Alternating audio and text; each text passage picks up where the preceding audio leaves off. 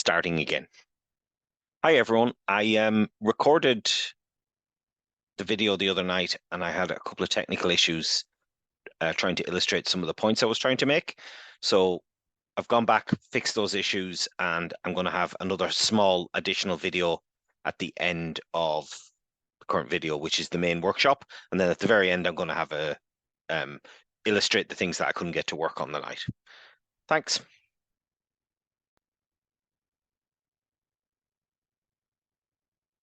Okay, so we'll try that again this time. And I presume everyone can still hear me okay. I'd say yeah, okay, thank you, Peter. Yeah, I can hear you, Mick. Great. Okay, we'll try this one again. So yeah, so like I said, it's the second in a series, because the reason why I kind of figured I would do this in two parts is one, there's, you know, for those of you who've done our workshops, we try to make them relatively practical.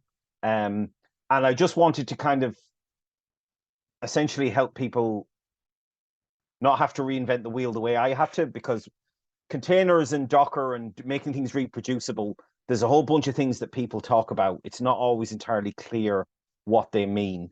And the problems I was finding with like the attempting to use Docker, it was very much any articles I found out there were very much focused on kind of the dev world and kind of software engineering, where you're writing code and you're putting stuff into production and all this. Whereas the workflow and the use case for someone like myself and most data people is somewhat different to that, because it tends to be a lot more iterative and experimental, and you know, things change over time. So I had a bunch of issues, and it wasn't just a question of just using source control or even just using containers didn't necessarily always solve the problem. So I kind of knew there was a fair bit of in-depth stuff, and when you try and do things where you actually give practical examples, it always takes a lot more time than you would expect.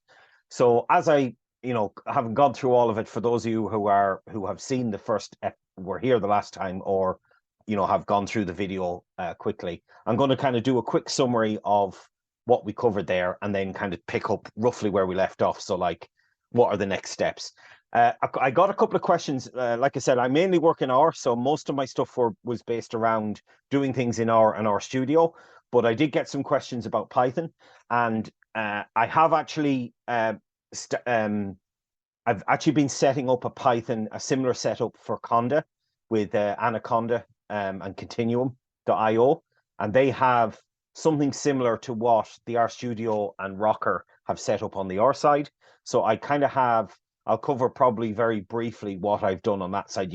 It's not quite a like for like, and because I don't use Python as much, and it's something I've only kind of literally been doing in the last week or so, it's not as well as mature, I would say, but I think it'll definitely, for those of you who are interested in setting up something similar to this in Python, I think this is probably a fairly good place to start. So yeah, we're in terms of the actual duration, like these workshops usually go for about 2 hours. We'll take a break in the middle. So it's usually somewhere between 7:45 and 8 o'clock, depending on what I'm doing, and if I've covered off something nice and I've had a couple of questions and it's a nice break, I'll break early. If not, I'll break late, because we're starting a little bit late today. I'll probably break off closer to 8 o'clock, 5 or 10 minutes, nothing much. Just let people run to the bathroom, grab a cup of tea, get a drink, whatever. And also, if it's a nice natural break point for any questions or whatever, if it's not something that maybe would be directly covered in the things we're talking about. And then we'll aim to wrap up around 8:45 to 9. And again, I can hang on for a few minutes, or if people have any questions that aren't necessarily directly related to the things we're going to be doing. Okay, so before we begin, does anyone have any questions? And you can pop them into the chat, or I think failing that, I will get started. But I'm happy to address any questions, even if you missed the last one and you're just trying to get a sense of where we are or what we're doing. I'm happy to kind of field those questions too. The basic setup of this is that what we're trying to do is make your research, if you're doing like, I'm calling it research, but essentially like a data science project where the outcome, what exactly you're doing isn't necessarily known at the start beyond kind of very high level, vague ideas like, we've got a bunch of transactional data and we'd like to get some customer lifetime value and see if we can do something on that. Or we'd like to build a model that will help us predict customer churn, or we're trying to get a sense of our marketing spend and we're trying to get, some kind of return on investment estimates, all those kind of propensity models. It doesn't really matter in terms of at a high level, the overall constraints the same. First of all, you don't necessarily know what you're going to be doing. You probably have a rough idea of the libraries, but you don't necessarily know what models you're going to be building. Are you going to need something different? So you don't necessarily. And I found this problem before. I worked in an environment that had, a pretty good agile setup. But, they wanted things down in like an hour or two, break them down. And I could never do that. Basically, the lowest I could ever get something down beyond was half a day or a day. So I used to put things into half-day buckets in terms of what I was doing. I'd say, yeah, I think this will take 2 days or whatever, because it was just too general. And you wouldn't know until you're actually into it what you're doing. And while that is fine, what I what I was finding was, I excuse me, I would do some work. I would come back maybe 6 months later to try and reuse some of the stuff, or even just try and remember what I'd done, and none of my code would work. And that was kind of where, and I was using source control and it was doing all that kind of stuff. But, libraries move on, APIs change. There's all sorts of different things that happen over time. So that was kind of what led me down the route of going containerized. So essentially what I wanted to do was I'd want to have my code and I want to run my code inside a container. And then that way I could essentially, my container machine was like a snapshot in time. And that way I knew, even if I would come back in like 12 months later, regardless of what's happened in the language and down the line, as long as my code was the same, I could kind of set my version of R, I could set my library versions, all my packages are at the right type, because, these things were wrong. My code was constantly breaking. But I also had a couple of other issues because I didn't really want to, you had a problem. I was doing stuff in source control. So I wanted to be able to push and pull from a repo, but I didn't really want to do it inside a container, because to do it inside a container would mean like copying your credentials inside the container, because the container is like essentially a small virtual machine. So that kind of led me down the route of volume mapping, where you kind of map, you've got a host machine and a container machine. So you do your Git checkout, you're running everything in your notebooks and all that. That's all kind of the same. And you're trying to do that way. But your code is kind of going into a container, but rather than the code running inside a box, it's more like an open-ended box that you're just kind of putting the code on top of your code. And when your code runs, it just sees the inside of the box and runs, but then you can shut your container down and lift the box again, and then you're back in your host machine. So I wanted to be able to, do that. And that's how I kind of discovered volume mapping. So, and then, but then you have the problem that you've got loads of workbooks and they're all kind of dependent on one another. And how do you create your workflow? And you might have, change dependencies, where that's typically the way I work, where I'll have one workbook that retrieves the data if it's all online somewhere, or it's a database connection. I'll have one workbook and all it does really is connects and brings all the data down and saves it locally on my hard drive one way or another, because that way I'm working everything locally. And then I'll have another couple of notebooks that maybe do some data exploration. Once I've got that, I'll have someone's doing modeling. Maybe I'll have some post-modeling, simulation. So I might have this chain of dependencies, and managing that becomes problematic. And that was how I rediscovered Make, which was something I hadn't really used in about 20 years, back when I was kind of doing, science basically from a PhD, and you had all these C files that were big compiling. And a friend of mine had actually gotten me into using Make almost as a sysadmin tool. So rather than using a whole load of scripts, like command line scripts with bash shell or whatever, he basically embedded everything under a Makefile target. So he had everything in his Makefile rather than having this myriad of scripts, and the whole thing kind of hung together. And I thought, actually, that's really clever. So that's kind of became my workflow. And essentially what I was introducing in the very first workshop was kind of how to do that. So I have a very I have like a data science project which involves a car insurance thing that is I have as a repo online. It's for the purposes of what we're doing here, it doesn't really matter because I'm not really talking about the data science aspect of it here. I'm talking about all the meta stuff around it. So it's not actually, how to model the data, how to build your code. I'm not really talking or do data exploration, any of that stuff. I'm not really talking about any of that because to a certain extent, not that this stuff doesn't matter, but it's kind of outside of that because I'll be doing all this separately. So I kind of just reused a piece of code, some software I had earlier that kind of gave me that, I have a nice little kind of logical flow of control. And that's what I've been doing. So yeah, so I'm going to start sharing my screen and I should be able to, yeah, let's do it in, you know what, I'll just share the full screen. It's probably better. So can everyone see, everyone should be able to see my VS Code now. Well, let me see. I'll just look at. Yeah, okay, perfect. All right, so essentially the way I've kind of done this now is I've kind of split this in two because I do all my coding work inside of RStudio if I'm doing OR, and everything else I do inside of VS Code. So that's kind of the way I've gone it. So you can see here, I've set up kind of I've opened this thing here. I've got a Makefile. I've got a Docker file with the tidyverse in it. And there's a whole load of build commands which I can never fully remember. So the great thing about a Makefile is you can just put it into a build command. So you've got this build tidyverse image that has dockerfile.tidyverse as a file. So what that means is if this file changes, it'll automatically rebuild everything. And then these are the Docker build steps. So I don't have to keep, going to Docker help or whatever to try and remember how do I actually build this. And then I'm just building an image, which I've got tidyverse image tag, which I have as a variable up here at the top, which can use some other variables. And it means basically again, coding ideas, you're using variables rather than printing something over and over again. So now at the command line, I can just type make Docker build tidyverse image. And that just runs the command for me. And that will actually build the Docker file. And we covered all this in the last one. So there's, the tidyverse one. So we can build, a Docker file is, how many people here are not familiar with Docker? Actually, before I kind of get into that, it's probably worth, I'm sure people have actually used it, or sorry, I've heard of it, but is anyone completely unfamiliar with Docker and has never looked at a Docker file before or anything like that? Just pop it into the chat.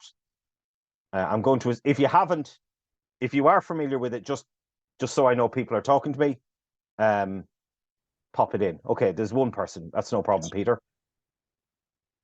That's great. That's fine. Yeah. So basically what Docker does is it's essentially, you can use it for a whole bunch of different operating systems, but most Docker files these days are built on Linux, either Ubuntu or there's a few different types of the more commonly development ones tend to be based on Debian or Ubuntu or maybe one of the Red Hats like CentOS, one of the bigger ones, but there's also more cut down ones that you would use for production. But essentially for any of you who are familiar in any way with Linux, what you're just running is you've got a base image, which is kind of like your clean install, which is a pre-built image. You can kind of think of it as the equivalent of if you're installing Ubuntu on a machine and you've just done your basic install and you've installed your basic packages and now you've got a command line. That's kind of this is telling you what that base image is. And then you run your commands. So you can see here, I'm running apt update, and then I'm installing a bunch of packages.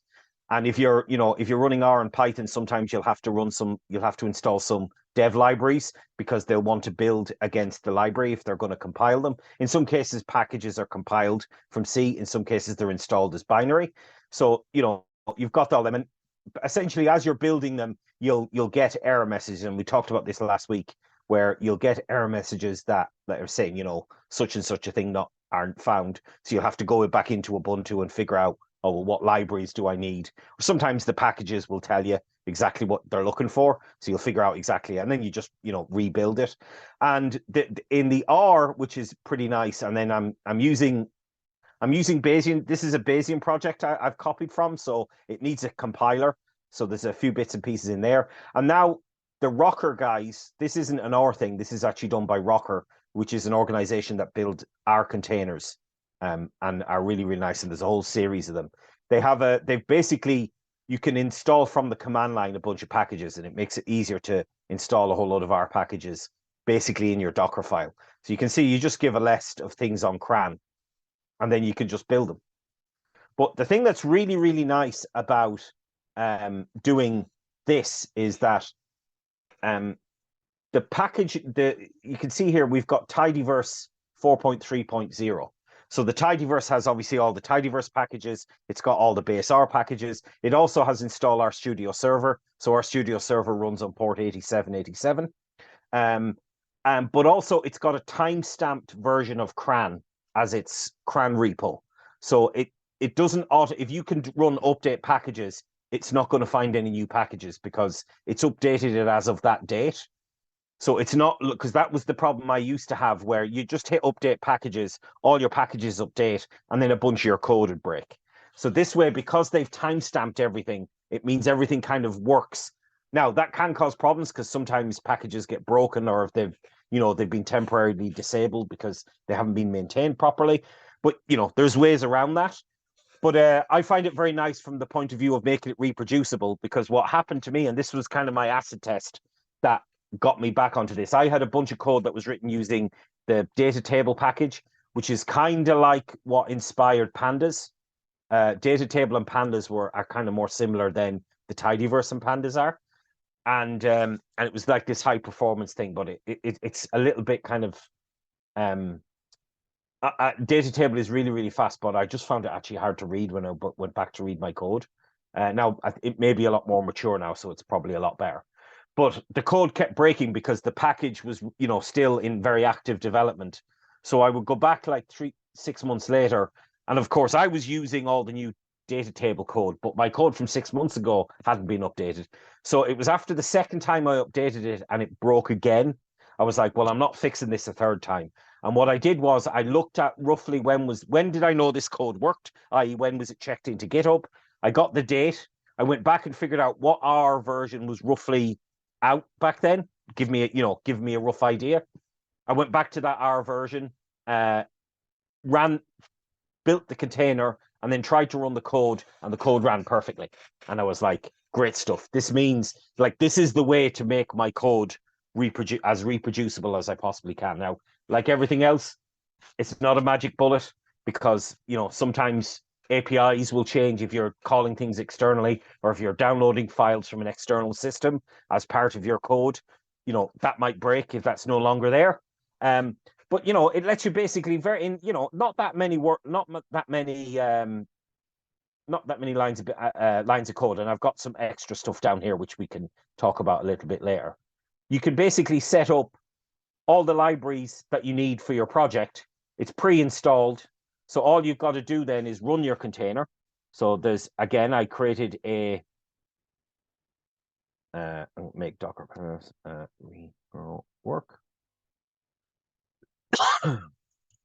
Oops. Sorry, this keyboard is a bit keyboard run. Run tidyverse. And that is another make target. Make run, which is down here. And I found this is where Makefile targets become really useful, because you've got a bunch of things to do. So for example, this line here is saying when you run the container, map port 8787 inside the container to port 8787 in the host. And 8787 is the port that our Studio Server runs on, for example. You can set a username and a password.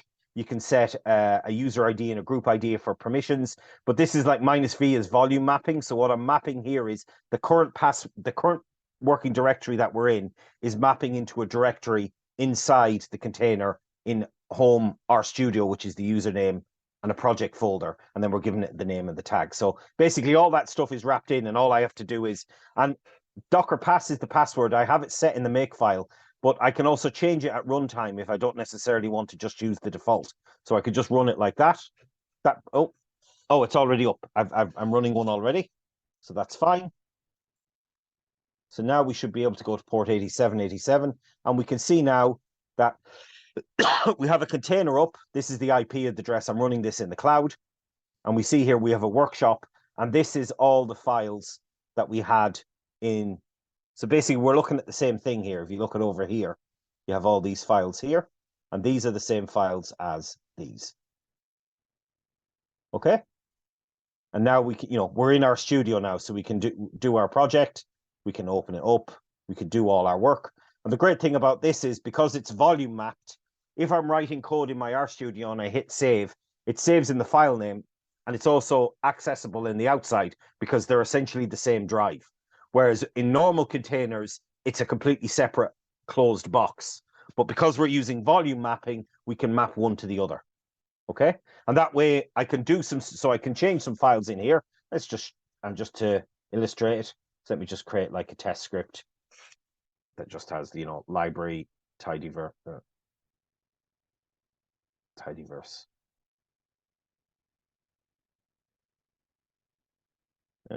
Tidyverse, let's say, doesn't really matter, and then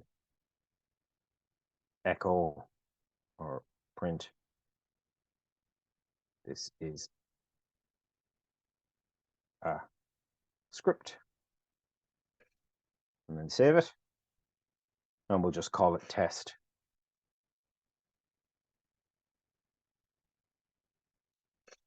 Okay. Now, if we go back out, we can see we've got the test script.r, but if we go out here, we can see we have the test script.r. So it's actually giving us the same file.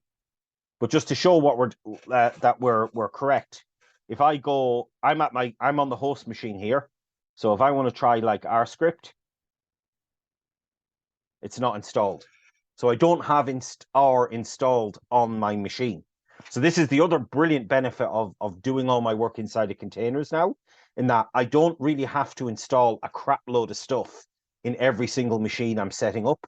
I just have a relatively bare bones, maybe some command line tools and maybe some stuff for, parsing files if I, like CSV or whatever, cat or, tail, sed, Perl. I might have a very lightweight kind of sysadmin install base. And then all my kind of dev stuff and all my dev libraries and all of them, they're all inside each container, and they become kind of separate images then. And I don't have any of the, the dependency hell. And I get all the benefits of containerization that we had, which is why containers got created in the first place. So I don't have to worry about that anymore, because I end up with a separate container image for every project that I'm doing, and they all become separate. And just to show you, I have a little routine called make Docker run, which not Docker run, Docker bash, which basically creates a bash shell inside of inside the container. So we're inside the container now. You can see because the host name has changed there in the bottom left. So I can go into the workshop, and now if I try R script, because R is installed on this, and I just go test script, this should work. So it's doing so you can see, it's installing tidyverse, and then it's going, this is a script, right? So we now have, and that's kind of, and also if this script was creating files, because we created inside the image, it should be available on the host machine as well because of the volume mapping. Whereas if we created it somewhere else within the container, it will be lost with the container. Okay. Does all that make sense? Has anyone got any questions? I know I'm conscious I covered this before, so I'm not going into that much detail. I just kind of want to give a quick summary of everything where we were. But does anyone? I'm conscious I went through very quickly, so I'm sure there's some questions. So by all means, if you have any questions, now is a good time to ask them. And feel free to unmute if you want, or if you just rather put them into chat, whatever you'd prefer. Hi, Mick. Hello. Hello. Hi, Mick. I'm Keshav. I'm sorry, I didn't quite catch your name. It's which one? My name is Keshav. How are you, Okay, Mick? I'm good. How can I help you? I just wanted to ask, like, I also work like this. Like right now, currently working independently. But Yeah. like, what are the advantages, like, if we are deploying the ML models using Docker? Um, so the benefit of them is that essentially it's completely self-contained. So, for example, what you should be able to do is if you can build your, so let's say you write your code, you, as long as you kind of provide a way to get the data into the system, into the container, and then wrap it all inside the container, commit it all to the GitHub repo, and then push up your changes, someone else should be able to pull down that container and run it on their machine and not have to do anything else. So Okay, you don't okay, like, and that has happened. Like basically, we when we started doing, I mean, and this is a very useful thing for like even non-data stuff. Myself and a colleague were collaborating on a project, and it involved Node and a couple of different technologies all together. And essentially, once we set up like a development, there's a our Visual Code does have a thing called dev containers, which allows you to create a development container machine. So it's kind of a similar concept to the stuff I'm describing here, but like much, much more general. And the idea is once you've actually built it and it's entirely self-contained, as long as and it's a great test of the code. This is the other benefit of it. What you should be able to do, if you've done it correctly, you should be able to just go to a brand new machine, pull down the GitHub, like clone the repo down, run whatever builds you ever need to build your containers, and then when you run the container on that brand new machine, everything should just work. And that's a great litmus test for whether or not what you've done is reproducible or not, because the idea is everything that you need to build a model should be inside the container and nowhere else. okay. If that makes sense. And Now, like I said, you may have issues because if you've got if your data if it requires like getting access to external data, you need to be able to make sure like you've got credentials and all of that stuff needs to be taken care. But there's lots of different ways to do that. But as long as you've kind of got that aspect of it set up, that's a good way to test it. okay. And is there any limitation regarding, like, if we are working on very large data sets? Um, there's there's no limitations inherently, but there's all the usual limitations of like RAM and disk space and all of Yeah. them. So if you've got Docker installed on a machine, you can configure it to limit. Like I think you can limit how much disk space it uses, and you can definitely limit things like how many CPUs it takes and how much RAM the host is allocated, like the Docker host is allocated. You can definitely do things like that. Um, by default, I don't think they do, so they'll just consume all the resources of the host if they're allowed. But if you're doing things like that, no, then there is no. But if you're doing very, very large, I mean, how big are we talking here? If we just take the data sets of terabytes, like let's say it's 2 terabyte data, so it's there, and like we can connect to cloud for data services, Yeah, so something. what I would probably do there is try to do you're even when you're working locally, you're probably doing a lot of stuff in the cloud anyway. So what I would do is do all that stuff in the container rather than in a dev machine, if Okay. that makes sense. Because you're probably not, are you copying down 2 terabytes of data to your local machine? Or are you just running stuff in the cloud? All the processing, like the loading is that has to be happen, like that has to happen on PySpark, definitely. So that's on the cloud. Yeah, So so you don't have to do that. That should be fine. The only issue you'll have to do is to make sure that your credentials are set up so that your container can issue can connect to PySpark on the cloud. But that's very, very doable. I mean, there's a couple of different ways you can go about that using environment variables or putting in files. But there is a bunch of different ways. That problem can be solved in a whole bunch of different ways. But there's okay, no inherent reason why you can't, like, essentially, if you can do it on your local machine on a dev machine, you should be able to do it in a container, okay, okay. if that Thanks, makes man. sense. No problem. Yeah. Does anyone else have any questions?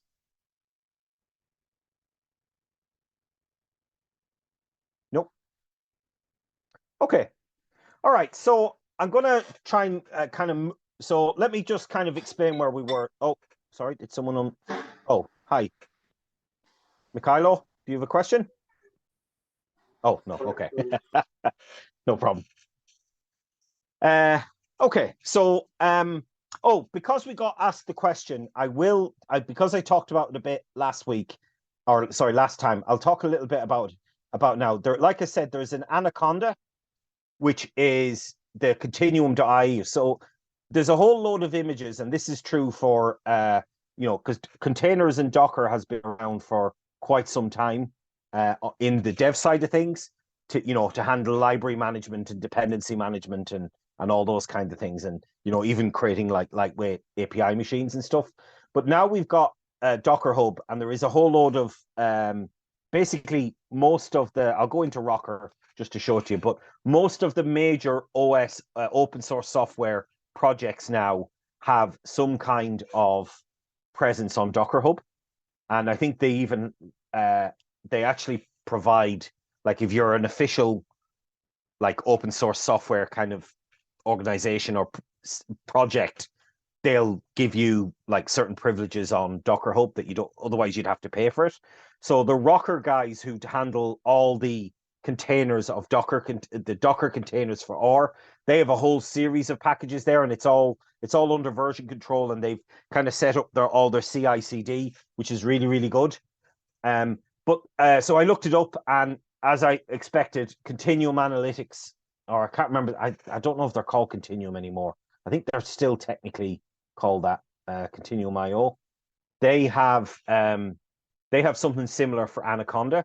Now, like I said, I haven't set it up quite the same way, and they do things slightly differently. And I haven't set up like the different users, so like the code runs in root and stuff like that. But in principle, it's all similar. So you go into continuum.io, you can see here they have a whole load of packages, and you set your tags. So they do a couple of weird things which I thought was a bit odd. So I changed that around slightly. Sorry, this has just been a bit slow. But they do things on time base. So you can see down here they have like, July 2023. They've like snapshotted of builds that they put in, and they're all in there. So you could just build on that. And that's pretty much what I did. So if you go into, if I'll show you here when I did my Anaconda build. So if you want to build in Python, I basically added a user called Jupyter because they run everything in root. I haven't really set this up properly, but it's in there. I'm installing a few packages. And then right at the end here, I'm doing a conda install Jupyter, minus yes and quiet. So it answers yes to everything, and it does it quietly, and it just kind of installs everything.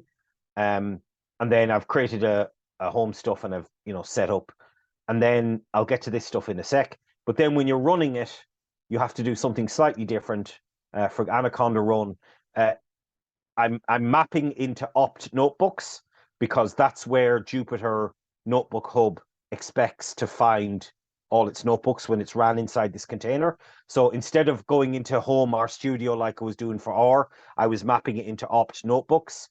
And then, I'm also running this command at the end where it's doing a Jupyter notebook directory, and no browser, allow root, and all this. And that's coming straight from the docs. So actually, let me show you how that works, because that's probably worth. Now, let me see if how that. I think I can do this at the same time because they're on two different.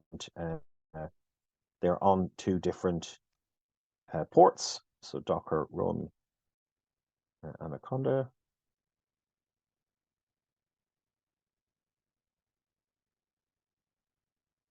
Oh, I've called Python. Docker run Python. Oh, invalid reference format. What happened there? Anaconda. Oh, oh, hang on. It should be called, yeah, Anaconda. Sorry.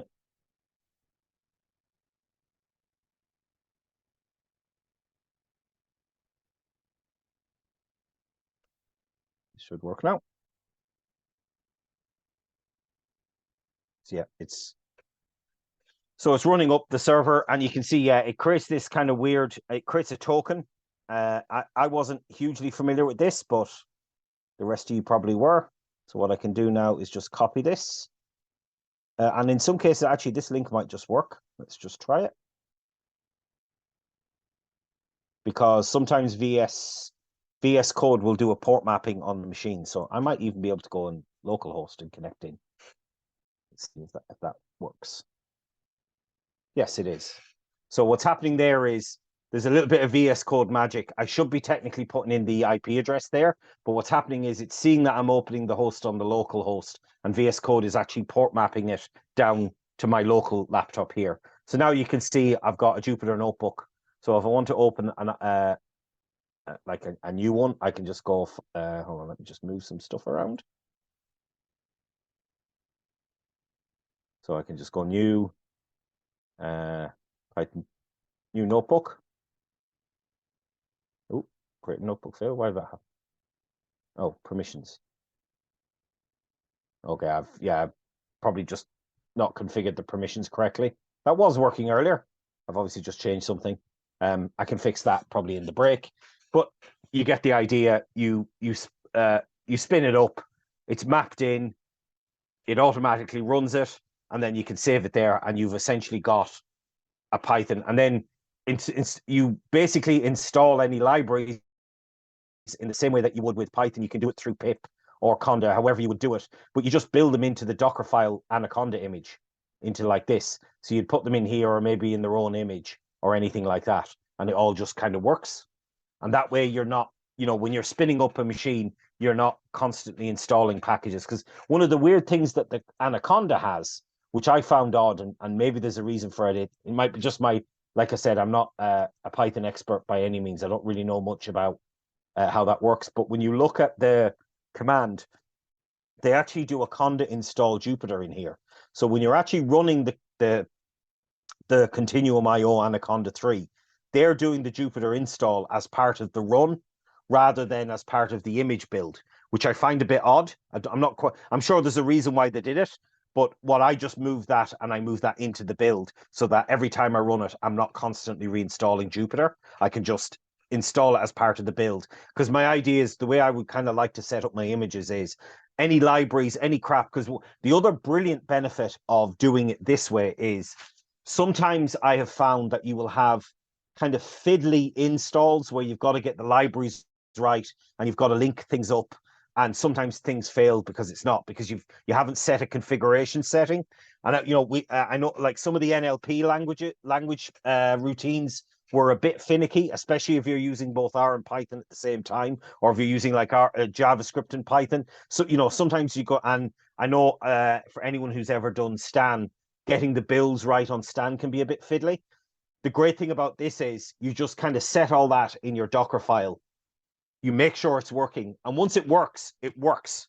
It doesn't really break unless you change the Docker file. So it kind of handles any of that fiddly crap that you have to do in terms of setting environment variables, or changing a file on the system, or setting the configuration files so that it looks in the right place. You can kind of just do you basically solve that problem once, and it's encoded into the build instructions, and you don't really have to remember how to do it. Because that was the problems we always had. There was always, you'd log onto a new machine, you'd be like, oh crap, I've got to do like a bunch of things to actually be able to get work, if you're spinning up a brand new machine for whatever reason. Whereas now all I really have to do is make sure Docker's installed, do one or two other things, make sure they're all kind of installed on the host machine, like Git or Make and a few others. I do a Git clone down, and I just build my container, and everything, and everything is now the Docker build might take a while if there's compilation to be done or if there's various issues involved. But kind of once I've got that sorted, then I don't really have to worry about any of that stuff ever again. And even better, I've kind of got a record of what needs to be done because it's right there in the build instructions in the Docker file. So, and that just should kind of work out. Like I said, I think there's probably, because I've just changed, there's some permission issues between root and the username that's running on that. I can fix all that, and that'll probably be fine.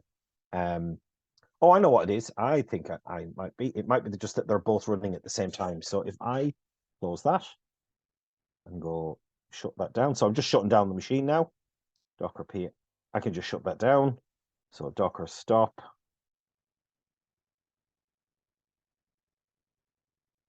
keyboard here is a bit wonky too. General tech fail tonight. There we go. I can just stop the workshop. All right, so now let's actually just run Python again. Let's see. So that's going to do its thing. And now I should be able to join this. Boom, boom, boom, boom, boom.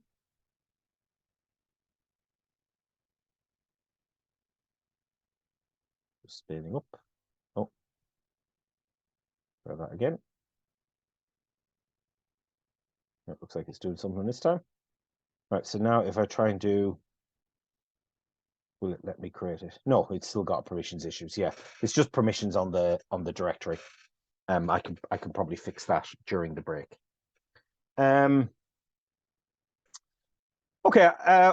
One other thing that I've found, and this is something I've only started doing since the last workshop actually, but I just wanted to mention it, is adding like some labels. So another good thing you can do about your container is adding some labels. So things like, you know, if someone's running a container, you come across it and you're not quite sure what it is, and that will often happen. You can basically add some metadata into the thing. So I've put here like a container. There used to be like a maintainer tag, but it also gives like who built the container. I've just put my name and my kind of work address into that. I should actually probably change that to, oh, that's the wrong one. I should change that because I copied and pasted this.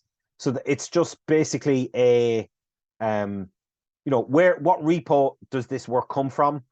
Who's in the container, so that if you ever come across it, it's just kind of a nice way to kind of set up. And the other thing I've started adding is an argument for the build date. So you can pass in the build date as a string, and then that will be fine. And it basically means that when you run Docker inspect, you get answers to, so just to show this.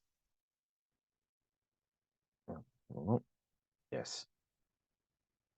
So if I go Docker image, so you can see I have a whole bunch of images built on this machine. So there's a whole load of them there because these are the work I've kind of done. If I go Docker inspect, let's go cable roll, PDS, or let's go. We have a whole bunch of metadata in there from, now these are from the other images that are in there, but you can see there's a whole load of images on each of the various domains. So the top one is kind of the one that we're on when it was created, and there's a whole load of stuff in there. And you just kind of have it, and it's handy as a reference. And you're tagging it. So it's kind of like, basically like, for example, if you want to be an official Docker container for anything, they want you to have these kind of metadata tags in that. And I found that's nice. Like, it's, again, like everything else, it takes, once you kind of got your, I've kind of got a template Docker file and a template Makefile that I just copy, that I've kind of slowly built up over the last few years, that I just copy from, and it evolves over time. And then you just add this to the bottom of your Docker file, and you're good to go. Now, one tricky thing to mention about Docker, and this is a kind of a last thing we'll talk about before we go to the break, is they have a caching system for the way they build. So if you look at all these commands like from and run and all these create what are called layers. So the idea is like essentially a container image comprises a number of layers. And, you know, those can take a while to build. So, for example, I use a lot of Bayesian stuff. So I've got to build stan, and I've got to build, you know, command stan, and I've got to build rstan and rstan arm, BRMS. There's a whole bunch of compilation involved, and that can take a little while. And in one of the other ones, we saw it the last time, in the geospace, where was it? If we look in the tidyverse one, I added in the data from, where was it here in the build image? There was a package from this CAS datasets, which is the data set that we're using as part of the project. So I included that, you know, and I also put in a reference, like a hash reference to a specific commit, so that I'm essentially versioning the data that's coming in as well, assuming it's always going to be in CRAN, which it probably will be, because the data did change over time, and even like data sets, fields got changed and moved around. So I kind of gotten into the habit of timestamping my. I always put a reference if I'm doing an install from GitHub. That that takes a little while to install. So the way it works is it will look basically the Docker file when it's doing a build, it builds each layer in a sequence. And if nothing is changed to change the dependency, it doesn't rebuild the layer. So what you try and do is the things that are going to change a bit more often, you try to put at the bottom of your Docker file. And you can see there, so what had happened is once I started building these things recently, my natural thing is to put these at the very top of the Docker file. But what was happening is because the build date was changing, this was constantly changing, which meant all the other things were constantly being rebuilt over and over again. So every single build I was doing, it couldn't use the cache because I was kind of almost invalidating the cache right at the top, even though effectively it wasn't really invalidating anything. So that's why I've kind of put these down at the bottom. So what I try and do is, if you can at all, try and put like the things that are going to change a bit more often, try and put them down the bottom. Now that isn't necessarily always possible, but that is kind of one of the nice hacks. So I've kind of put these down the bottom here rather than at the very top of the image, just so that because if you look here now, I've built that image. Let me just, is it running anything?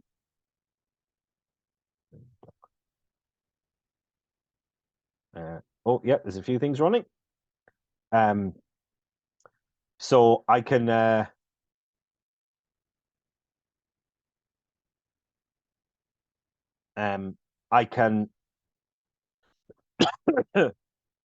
what I can do now is make Docker build.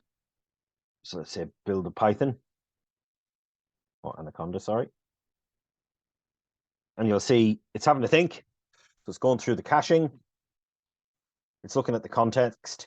And you can see all those have been pre-built. So it's kind of skipping them. So the only thing it's doing is it's rebuilding that label layer.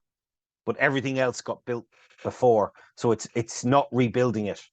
So it's much faster to build. And that's good.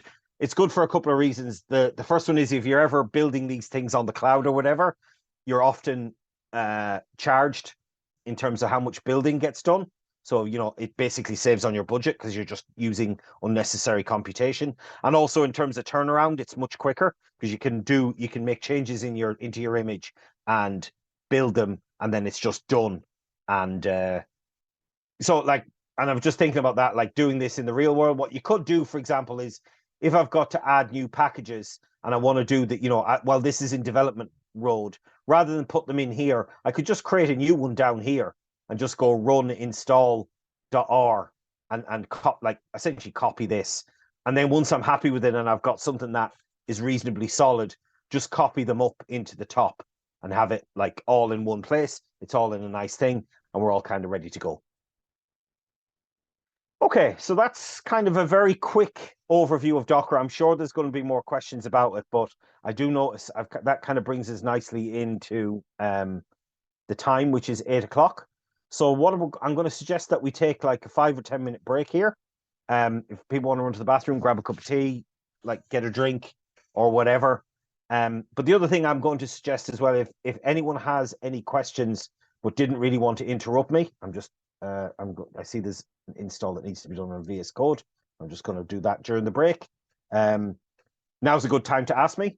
I'm going to put myself on mute and I'm going to basically turn off the image, like turn off the camera for about like 2 or 3 minutes. When I come back, I'll unmute and I'll turn the camera back on. And while we're waiting for everyone to get back, I can ask any questions. But in the interim, if anyone has any questions, please just pop them into the chat. I think I saw a question come in there. So I'm not entirely sure, Kevin. So usually it takes kind of a while so once I hit stop recording on this, it usually takes an hour or two to like render it properly. And then probably tomorrow, which is Wednesday, is when I'll upload it to the YouTube channel. Although sometimes, I'm not going to lie, sometimes I just kind of forget because it sits there locally. But it should be there in the next couple of days, and I'll usually put something up on LinkedIn or something once the image is available. The video recording from the first workshop should be up on the website now. It's on its own little playlist, and I'll just add it to that playlist once this is done. It should be in the next couple of days. If it's not online and you're waiting for it, by all means, just poke me. Just send me a message in the next couple of days saying, can you tell me when this goes online? And it may literally be a question of, I just haven't thought of it and it just hasn't been done. Just because there's putting things up onto YouTube, especially the longer videos, there is a little bit of fiddling and faffing because it's got to render stuff and it takes a while to upload. And there's just a few bits.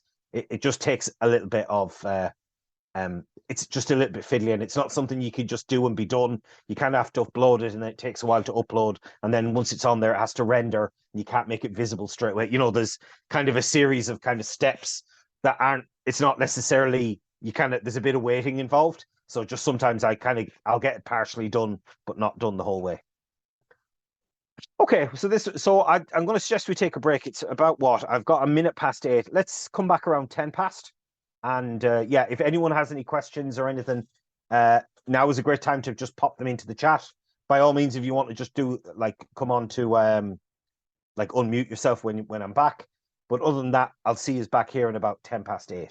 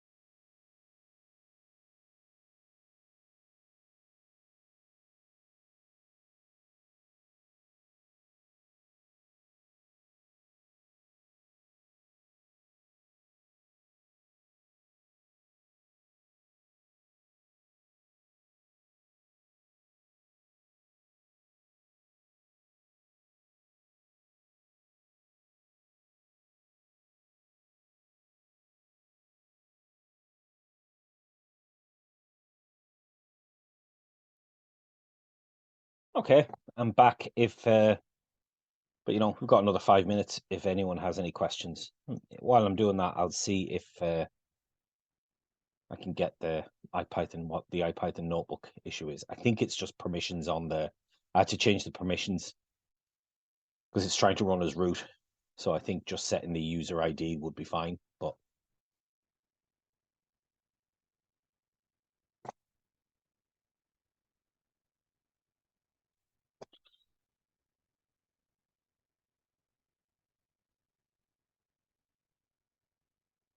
Mm.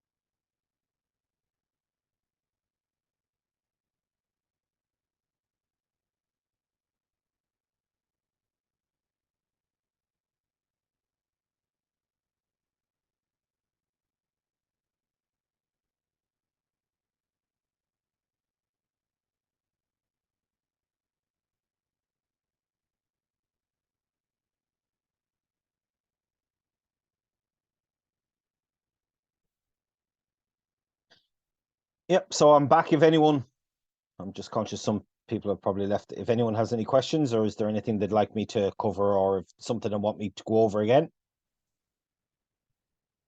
speak now or forever hold your peace. Hi, Mick. Hello. This is Srijata. Yeah, Hello. I wanted to ask the bit about the label thing that you were saying, how you Yeah. figured out that you had to put it in the end. Yeah. How did you figure that out? Like, did you figure that out by like running it a couple of times, or like did you have a process of debugging it, or? No, it was something I knew and I'd forgotten about. So basically, it's kind of a thing in Docker that a Docker image is built up of layers, and basically it caches each layer that gets built separately, but it kind of knows it essentially assumes a linear dependency. So what I wasn't sure about is whether a label was essentially considered like a change, or was it just something that didn't matter? But presumably because it can affect later stuff, it essentially invalidated all the later builds. So I just, as an experiment, I just moved it from the top to the bottom, and sure enough, the image caching worked again. But it was something I kind of known, but everyone else was putting it at the top. So I thought, oh, well, I'll try this. And then there's no real reason for where you put it. So I thought, oh, well, I'll just put it at the bottom then, because this way I'll get the benefit of not rerunning all my builds over and over again. I guess if you're doing an official one, it's fine, right? Because you're not building it, and it probably looks better and makes it easier to read because the metadata is right at the top. Whereas from a practical point of view, I just moved it down to the bottom. But the whole the image caching and all that is kind of a standard Docker thing to reduce the amount of computational burden and to speed up building of images. So that's just, they don't really have a sophisticated dependency management. They just assume you know, once one layer is changed, everything below that has to be rebuilt. Thank you. No problem.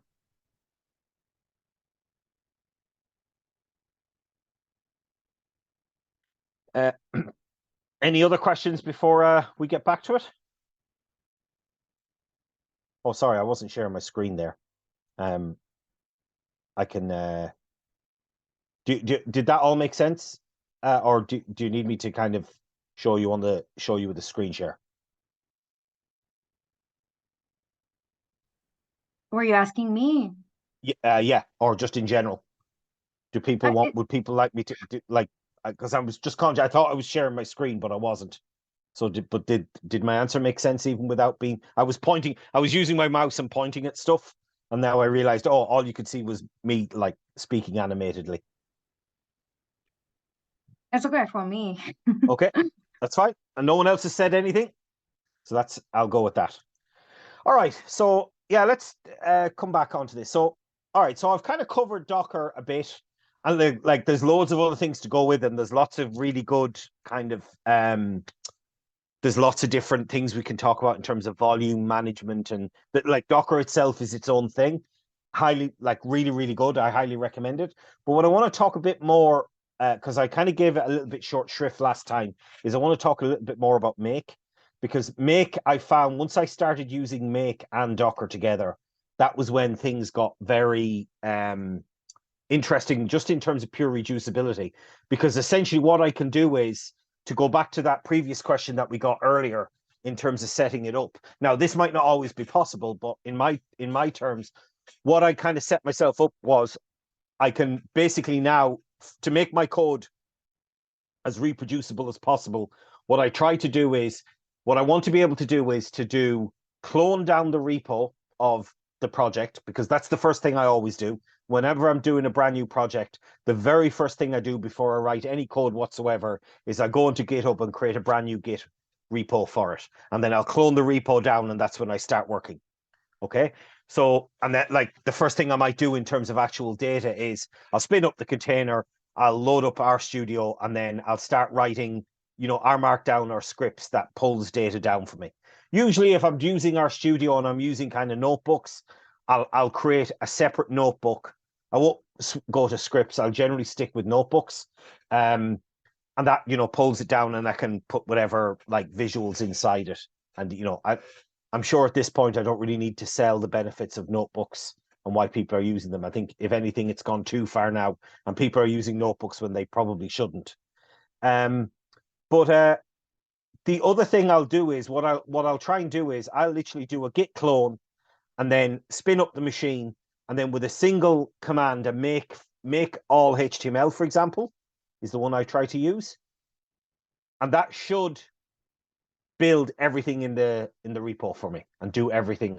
Or try and create a single target that with one relatively short key command, the whole thing should build from scratch, including pulling down whatever data needs to be done, running code, running simulations, creating HTML files, spinning up, creating whatever dependencies need to be done.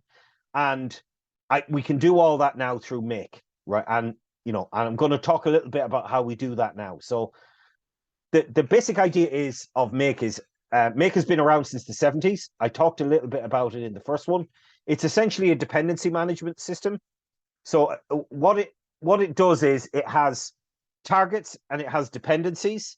And what it does is, it makes targets, and it makes targets by first satisfying any dependencies on that target. So don't worry. I mean, I realize I'm talking this a bit abstract, but that's kind of what Make tries to do. I'm trying to do a task, but before I do this task, I have to make sure all these other tasks have been done first. They in turn might have other tasks that they need to do. So you kind of have that. You can essentially have a chaining effect where, dependencies of dependencies of dependencies of dependencies. All these things can be kind of set up, and we do that. So the way essentially Make works is, if let me just make the screen a bit bigger. Let me just make view. Hold on, because I'm conscious it's probably a little bit. editor layout, I think it is. Hold on. Full plus, I think it is. Or maybe that doesn't work here. Oh, it does. It's just a bit slow. I'll make these a bit bigger. Okay, so the way Make works is in a... Oh, the whole thing's gone a bit mad on me now.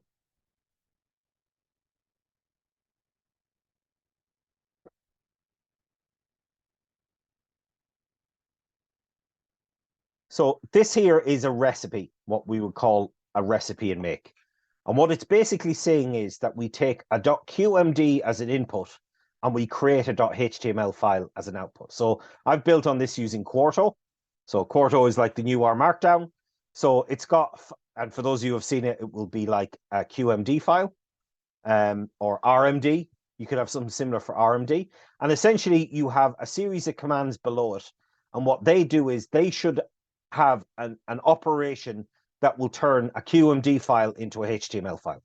So this, the origins of Make is back in like the land C and Fortran. It was actually built as a summer project for 8 postgraduate students in astronomy. And they just got sick of recompiling their code over and over again. And they basically wanted, this guy had an idea for essentially creating that. So it basically knew if a file had changed, and then it would, you know, if it hadn't changed, it would leave it alone. And if it had, it would rebuild it. And so what we have here is we now have the Quarto command line reference, the command line that will turn a .qmd file, which is this $. There's a whole load of special characters. So this means like input file, the target, the input to HTML, and then it's, you know, it's sending it whatever the output from that Quarto render. And because that will take the .qmd file and create an HTML file, it will basically look and see, oh, build MTPL frequency model QMD. Oh, well, that'll be build MTPL frequency model.html file, right? And then so that's basically what runs for that. Okay, does that all make sense? And you know, so we've got that's running there, and this is another little one that turns a dot file into a ping file, and we will talk about that in a few minutes. And then you have these dependencies. So this is kind of the recipe. And now what I'm saying here is that the explore MTPL dataset.html depends on the construct MTPL dataset. So essentially what I'm doing here is I'm essentially creating dependencies. So what I'm saying is this workbook here depends on this other workbook up here. So before I build explore MTPL dataset.html file, I have to make sure this has ran first, because the construct MTPL dataset actually retrieves the dataset. So what it does is it loads that CAS datasets package. Well, we can actually look at it. Let's bring that up. And again, I'm not going to talk too much about R in this, but I need to run it.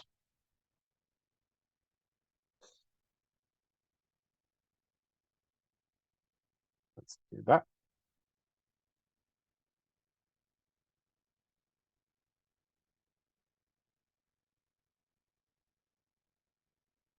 Okay. Takes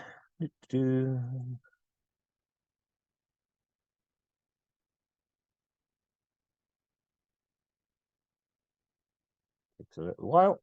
Oh, I need to. Hold on. Because yeah, this. Okay.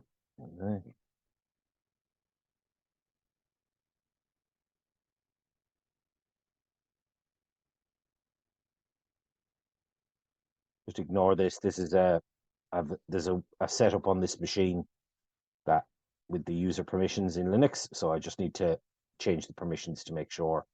Otherwise, RStudio won't run. So I'm just fixing that. Just takes a minute to kind of change all the files.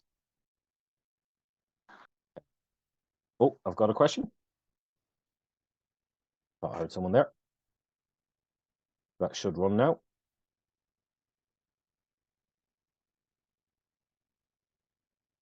Yep.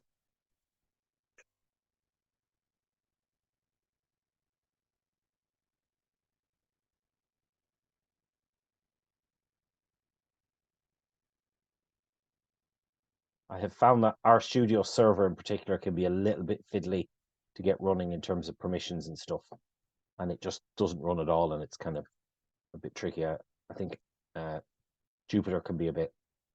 I think there's just a lot of moving parts, so sometimes it can be a bit relatively simple to make it nudge it and it falls over kind of thing. All right, so we've got the thing back up. So we've got a workbook here that's just construct the data sets. So I'm not going to worry too much about what they do or talk about, although people want to talk to me about them after the the break. But basically, I'm constructing some data sets. I'm downloading some files. I'm building some very basic, simple data sets, putting them together, constructing them, and then I'm writing them out to disk. Okay, and then we have this second one, which is the explore one, and that is assuming that those files are there, right? So now we need the explore data set.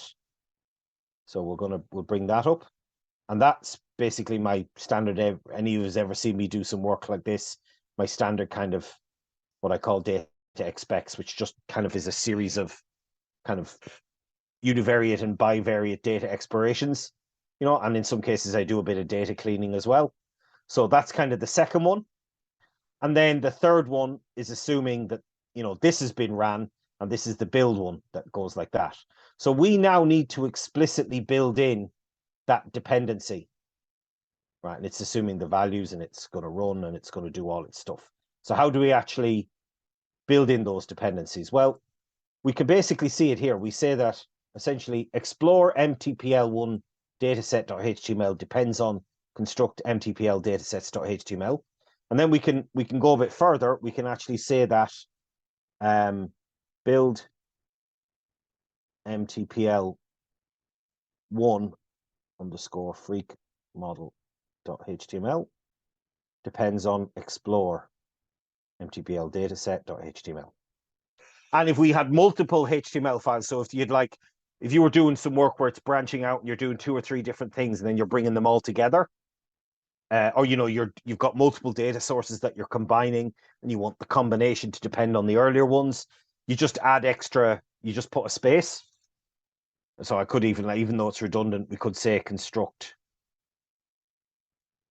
mtpl data, you could do it that way too, even though it's not necessarily relevant because this is depending on this. So now what we have is a series of a chain of dependencies. So if we say build, so what I'm going to do now is I can just say, for example, let's go into the machine and go into the workshop. So I can just go make build HTML freak model, and you can see the first thing so what it does is, how does this work? Well, because it's make, it's very stupid. Basically, it assumes it looks at the timestamp of when the file was last modified.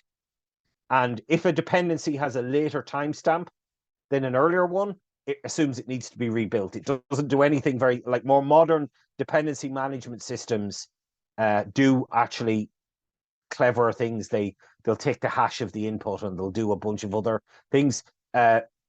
We could do so just to show you, if you're familiar with touch, it just changes the file. So if I go construct mtpl datasets.qmd, that should, and I now build it again, it's now doing the construct mtpl datasets.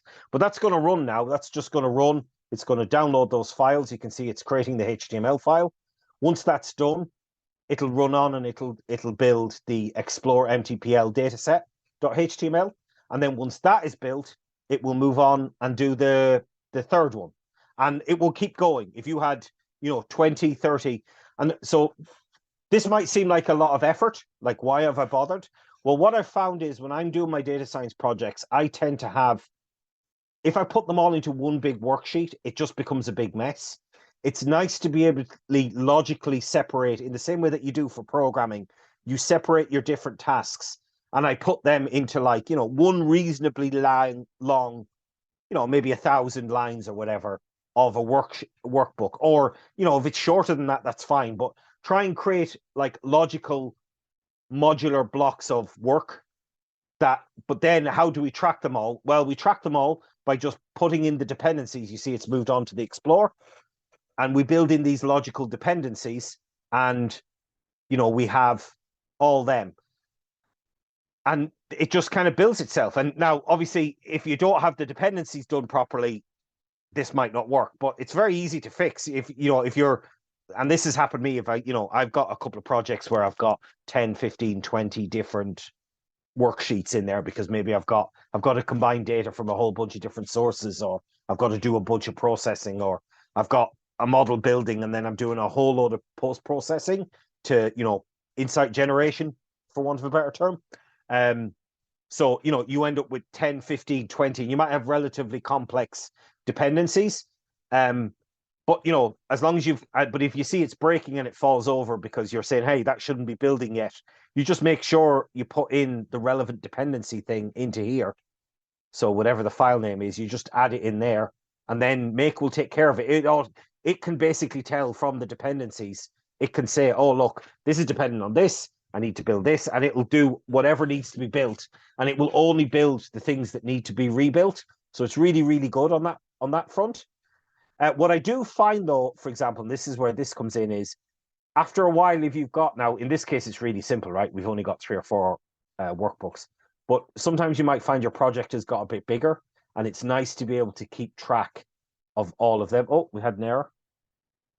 There's obviously something gone wrong there. I'll fix that later. But you can see it's rendered out an error and it's just kind of stopped. I'm not sure what's happening there. Probably. Let's. You know what? Let's have a quick look. I've got the output.log. Let's see. I don't think it's a dependency, but it's probably something else. So that's all the output.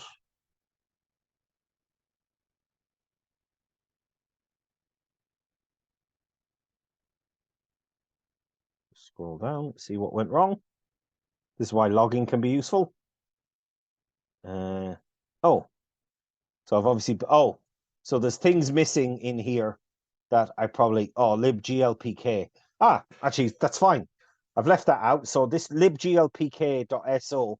So in my Docker file, I probably need to add libglpk-dev into my Docker build. Now, what I could do is actually, let's practice what we preach. Rather than build it there so that we can do it quicker, let's just put it down here. Let's create a new thing down here. Let's put it in here. So run install, or I think it's install 2. Let's just copy in. So install that. Let's just copy in.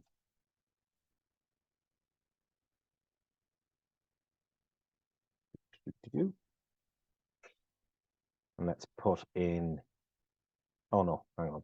Sorry, I'm wrong. No, that is not going to work because it's not an R package. It's a dev thing. So I'll actually need to put it in there. Well, I could put it down below, I guess. Then I have to upgrade all of this.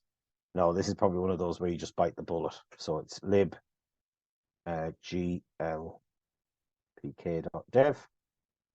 And that will, I'll rebuild that in a minute. But it's errored out.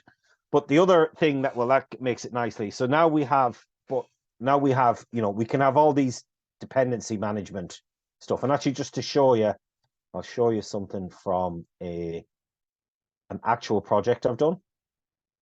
It should be here. Where is it? It'll be in.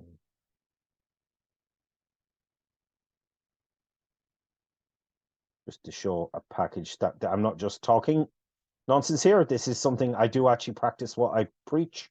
If I go in here and then go into my Makefile, you'll see there's I'm just scrolling down there. There is a whole load of images, the whole load of stuff there. So I'm not doing something like this, but you can see these are all my dependencies. So there's a whole load of different files in there. They all depend on one another, and it can get kind of messy. So I found this other routine, which is called Makefile graph or something like that, which is a GitHub repo that I just do an install in. So you can see I'm doing where is it now? It's somewhere here. Where is it? Can I get rid of it?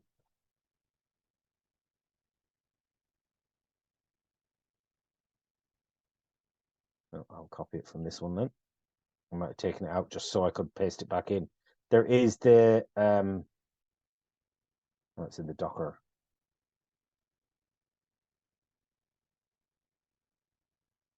The hell?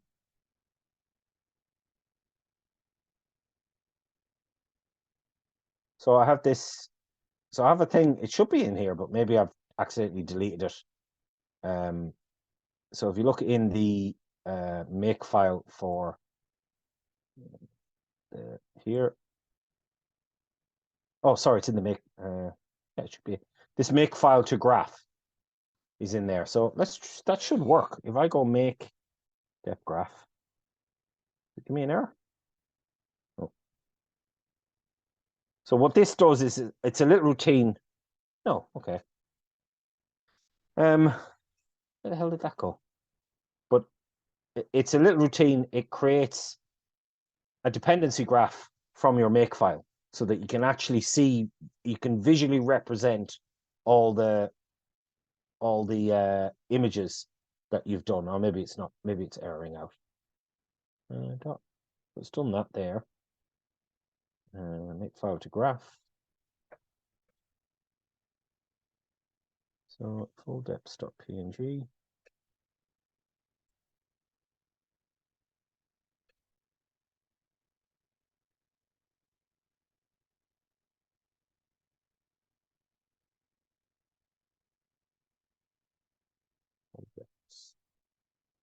So it creates a dot file, which is all right, let's remove that and see if this is.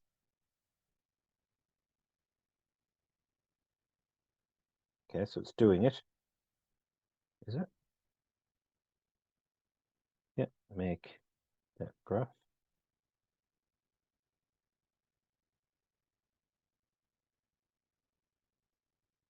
All right, let's just do this in, type it out. This should work, like everything else that's happened this evening. Oh, yeah. .png.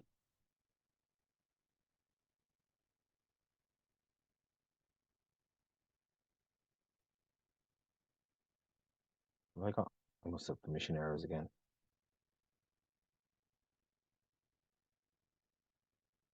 Yeah, there's something weird going on with this machine, I think, which is, I think, part of this strange dependency issues on this that have messed something up.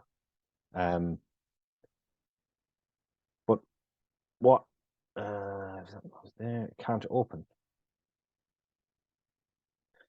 All right, sorry about this, folks. But what it does is it creates a little image graph of all my dependencies that are in there. That so I get a nice visual representation of all my dependencies that I would have. And I promise it does work. I'm just not sure why this isn't working. It's saying it can't open. I'm assuming it's some kind of permissions error. But that's weird because that should all be in there. So I'm not sure what's happening here. Let me just exit out and try it again.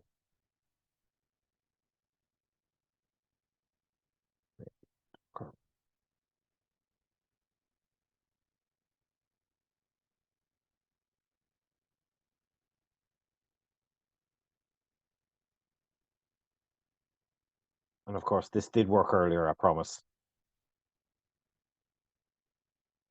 Click. Oh yeah, workspace.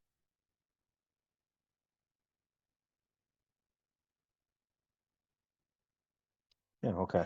I'm not sure what's happening there. I'll if anyone's interested, I'll probably share a link to it later. But basically, all it does is it creates a little graphical image that just shows you can kind of see where the dependencies lie on a nice little visual graph, and you get it usually when it works.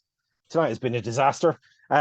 Usually when it works, it just creates a little visual image, and I'll once we're finished this evening, I will I'll kind of show you how it works. It's not particularly useful, I admit, for this particular project because it's smaller. But once you start getting 5, 6, 7 worksheets, it's nice to have just a visual representation, like encoded in your make file.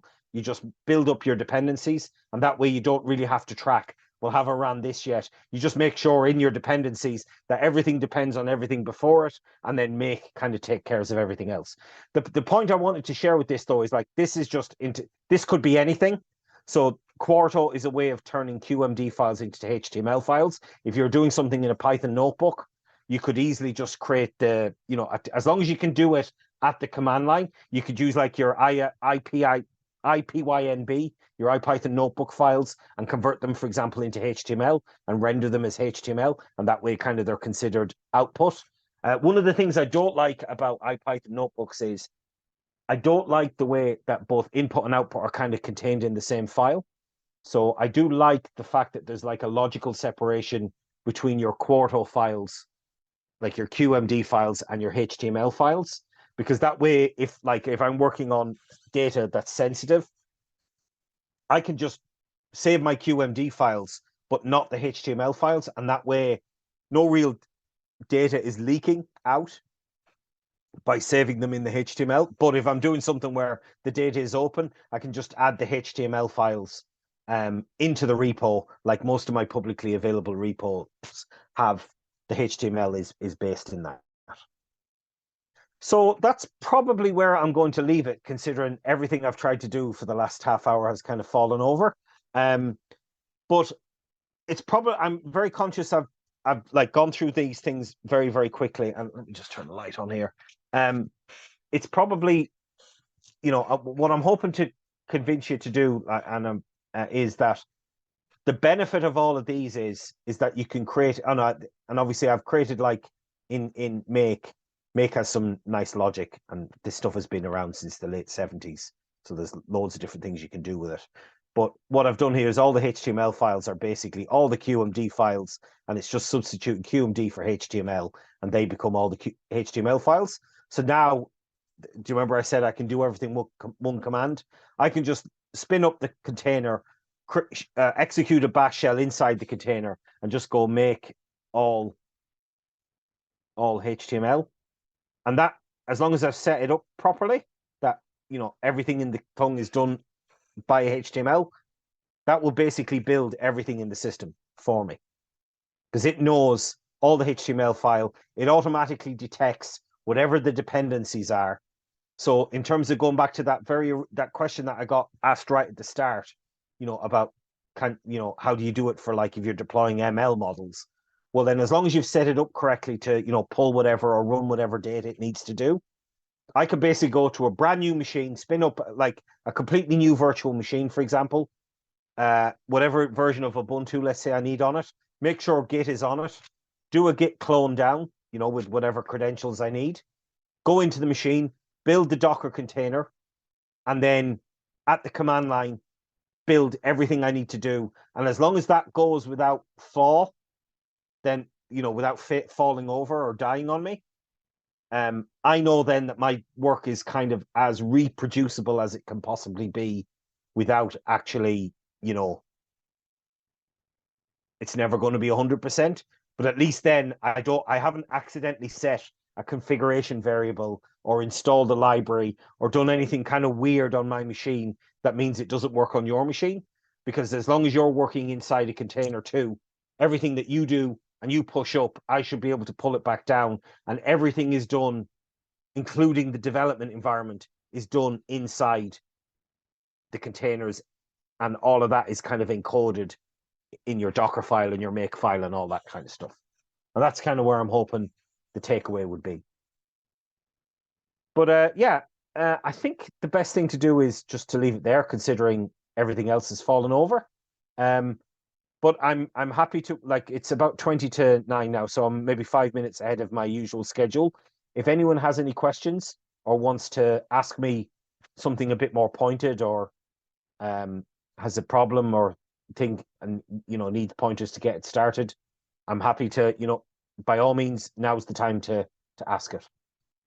But other than that, I'll stop it there. I'll put this recording up probably, like I said, in the next day or two, just depending on how long it takes to render and how long things operate on YouTube.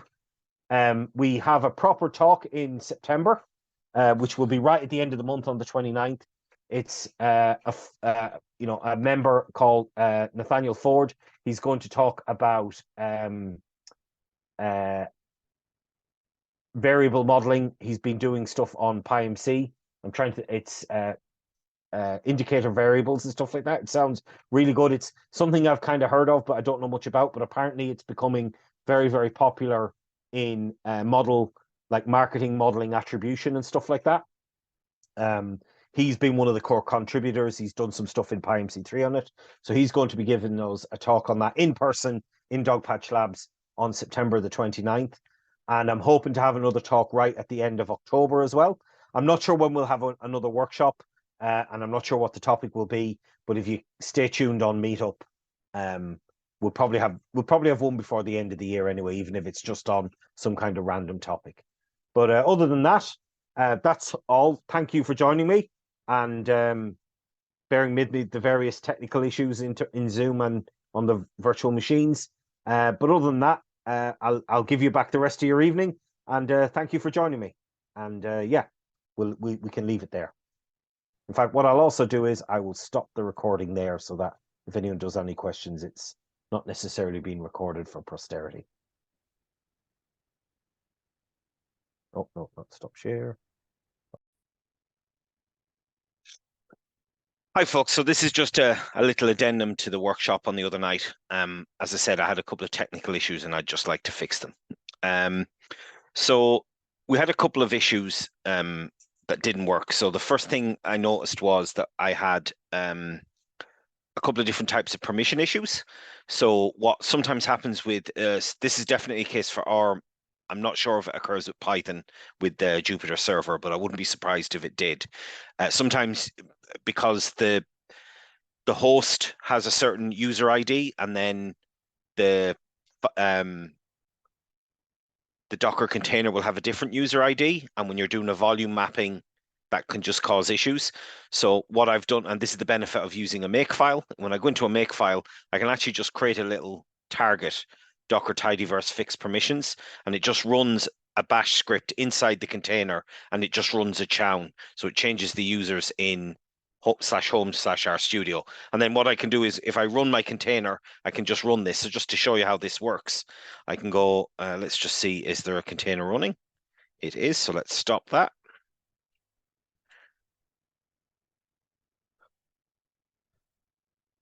So we're going to stop the container so that when we start a brand new one, I can just make Docker pass. Again, I'm just creating the password. Let's call it test pass.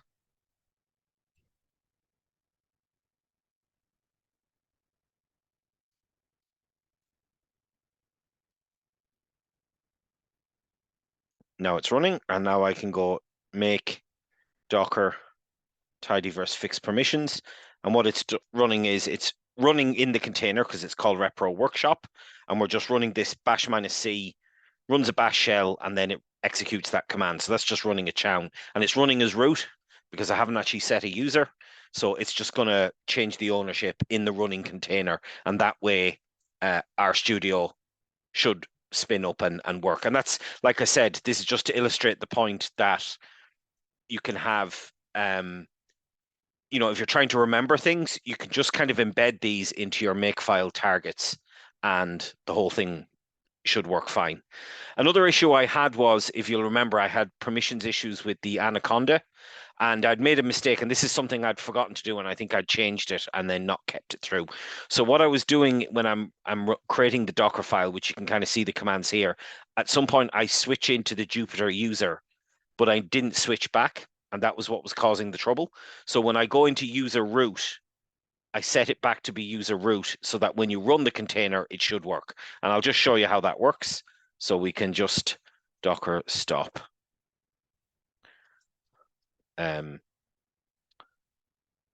Docker stop repro workshop.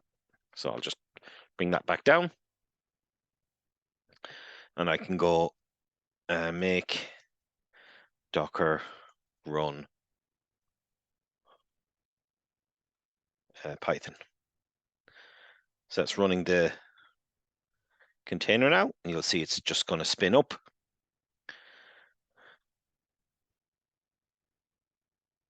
Taking a little while to run. That's all fine. It's going to spin up some stuff. Takes a little while to run because it's actually spinning up the Jupyter container. Yeah, it's got some errors about the root. We should probably change this. Like I said, I'm not as familiar on the Anaconda side of how to run things in. It's done the port mapping. So if I highlight this and select it, and then go into my RStudio or into my browser and run it, we should see what we saw in the workshop. But now if I try and add, it's actually creating the new IPython notebook for me. So just the fact that it was running as Jupyter rather than root is what was causing the issue there. And that's why we were getting permission errors. So you can see now we've got a Jupyter notebook up and running. I can save it. I'll just save it just so you can see. Save as test notebook. Save it. And now if we go back to you can see here test notebook.ipython is there. And now we can just run it as we would have before. So that was the other thing, just to show how it works. The one last thing I wanted to do was the I'll share my screen. The final thing was just the dependency graph thing that I was talking about. So what I'll do is I will let me just run that again. Do that. Let's sorry, Docker stop.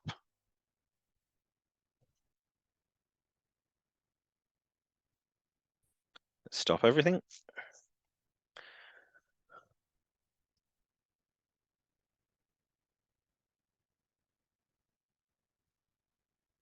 Make sure nothing's running. Docker PS. No, okay. So nothing's running. So now I can just run it again. Let's do the fixed permissions, just so we can make sure that. And in some machines, what I found is you have to do this. In others, you don't. And I think it just depends on the machine and how you've set up your users compared to what's in the container. There's probably a better fix for this, and people who understand Docker much better than I do probably know how to do this and mean this isn't an issue. It's just something I've encountered from time to time, and this is kind of my ugly hack workaround so that I could get things working. So let's just bring that up. New page. So we've got this server here.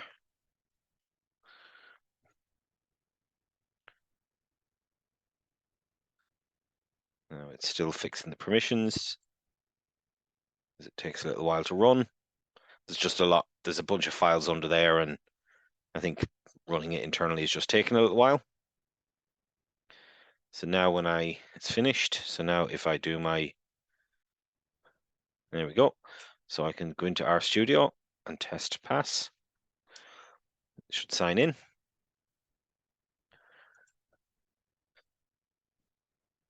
No, okay.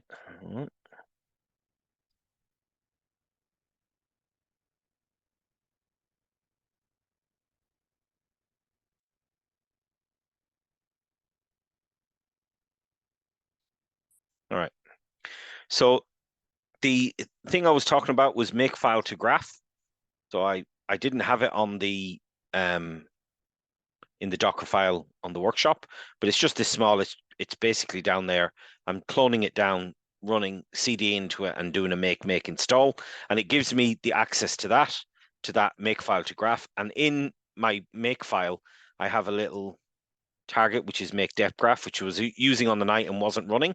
So what I can do here is I can just go make docker bash, which again is another target I've put in, and it gives me a command shell inside. We talked about this, I think, in the first workshop. So when I go into workshop now, I can rm full neps. So what it does is, if I go make, and again, I've made this a target, make dep graph. Oh, because this.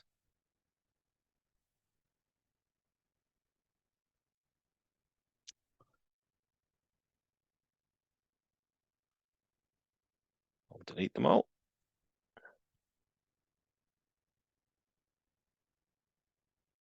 So if I go make dep graph, it's running them, and it creates this dep full dependencies.ping. And if I open it, you can see now I've got the QMD. So it's the main file and what it's building. And you can see I've kind of built in the dependencies. Now, because I have this dummy target, all HTML, the HTML files are all pointing to that because they're all dependencies. I've kind of set all HTML as a target. If I didn't have that in there, or if I did it slightly differently, for example, let's go make, if I go make file to graph, and instead of going all, because that's what it calls, I could go build mtpl.html, and that will run the dependencies on that. And let's just put that into example dot. So then I can just go make example.ping. It knows how to do that. So now I have an example.ping, and that doesn't have the all HTML as a target, and we have a nice little graph there. But like I said, for much fancier images, it can be nice to have that available. And in fact, let me see if I can, in the old world of, in fact, I'll stop here.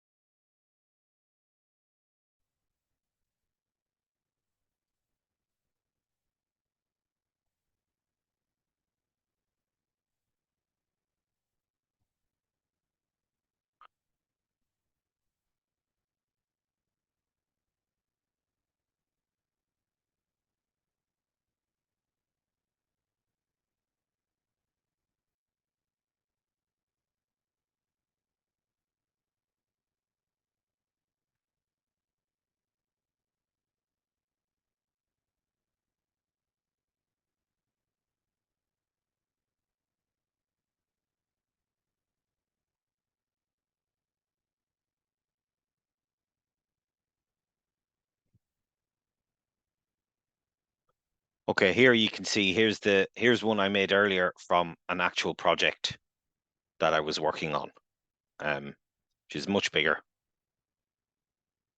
Taking a little while to render, but you can see here. In fact, let me render it on. Be much easier to see if I do it down here. Full depth.ping. So you can see that I had a whole load of and things going off to the side there. But this is an actual project I was working on in Describe Data. So you can see I had this huge network. This was, I never really got to take it out of this. I mean, this had already gone beyond the point of where I really should have been using workbooks, at which point we just never got around to taking it off that, and then the project went away. But you know, it was actually very handy to have because I could kind of see the full network.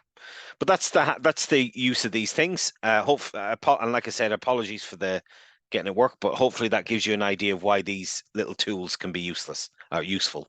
And yeah, hopefully I'll see you again soon.